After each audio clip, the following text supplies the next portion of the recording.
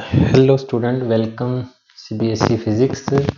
तो वाईडीएस Young's double slit experiment के questions बहुत इम्पोर्टेंट हैं। तो यहाँ दो ट्रिक्स इस क्वेश्चन में मिलेगी। एक ट्रिक तो ये है कि मोस्टली वो दूसरी पांचवी ब्राइट फ्रिंज के बीच में डिस्टेंस देता है। यहाँ जानबूझ के इस प्रॉब्लम के अंदर उसने सेंट्रल ब्राइट फ्रिंज में घुमा दिया। भी एक्स इज इक्वल टू 1 लेंगे कि 0 लेंगे। एक तो ये कंफ्यूजन दूर करनी है। दूसरा, सीबीएसई के पेपर में आपकी कैलकुलेशन इस तरीके से फिट करके दी जाती है कि ऑटोमेटिकली सारी चीजें कटिंग कैलकुलेशन आसानी से थोड़े टाइम में। अगर आपको लग रहा है कि ज्यादा टाइम लग रहा है, इसमें आप गलत रास्ते पे। सीबीएसई की प्रॉब्लम्स इस तरीके से डिजाइन करके दी जाती हैं पेपर के अंदर, तो ये इसका प्रूफ है कि हम सही रास्ते पर हैं, कि सब सारे डाटा अपने आप में कैंसिल करेंगे और आंसर बिल्कुल इजी वे में आएगा। तो दो बातें। आइए, हमें दो स्लिट्स के बीच का सेपरेशन दे रखा है 0.3 mm और स्लिट और स्क्रीन के बीच का डिस्टेंस दे रखा है 1.5 मीटर। वेवलेंथ कौन सी लाइट की यूज की गई? Monochromatic. Distance between central fringe and sixth bright fringe. तो इसके लिए आपको देखो, सेंट्रल फ्रिंज जो होती है वो इन स्लिट्स के बीच के डिस्टेंस को O से डिनोट करते हैं अपन, और सिक्स्थ ब्राइट फ्रिंज की बात हो रही है। First, second, third, fourth, fifth और सिक्स्थ। तो वैसे ब्राइट फ्रिंज के लिए क्या फार्मूला है हमारे पास? n lambda d by d। Capital D by में small d। Capital D distance between slit and screen, और स्मॉल d क्या है हमारा? दो स्लिट S1 और S2 के बीच का सेपरेशन। लैम्डा हमें फाइंड आउट करना है, तो यहां पर n0 लेना पड़ेगा। जो सेंट्रल फ्रिंज के लिए n0 लेना पड़ेगा।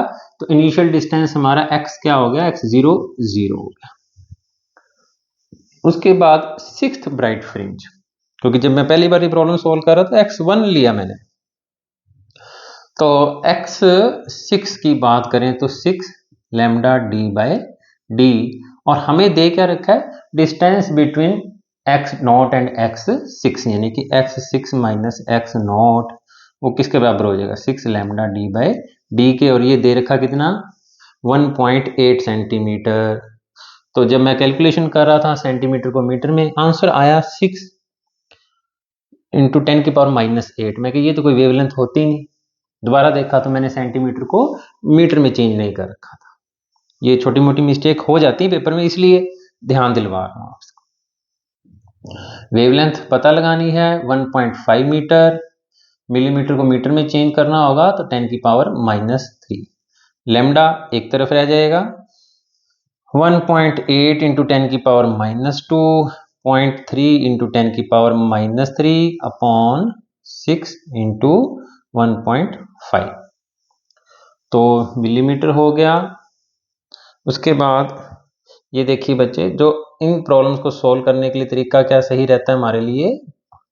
डिजिट एक तरफ कर लो और 10 की पावर एक तरफ कर लो। उसके बाद थोड़ा सा रह जाता है हमारे लिए,